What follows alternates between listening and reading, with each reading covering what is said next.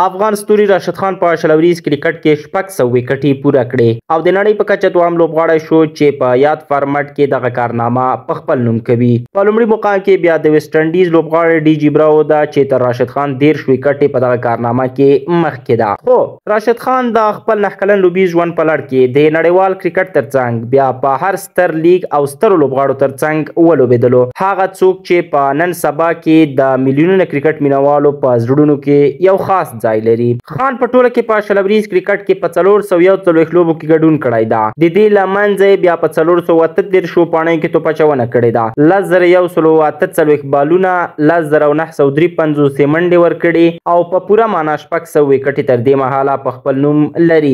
د هغه غوره بالینګ په شلوریز کرکټ کې د 19 منډو مقابل کې د 6 وکټو ترلاسه کول دي. په 13.25 ایوریج په 6.41 اکانومي سره دغه کارنامه تر دې مهاله روانه کړی ده او د نړۍ په کچه تر ټولو مخکښ بالر ده چې په شلوریز کرکټ کې 14 ځله 4 او 4 ځله 15 لوبغاړي هم سوځولي دي. دغه ستر او ویاړلی ریکارډ د په لومړي قدم کې راشد خان او بیا ټول لوی افغانستان ته مبارک وي.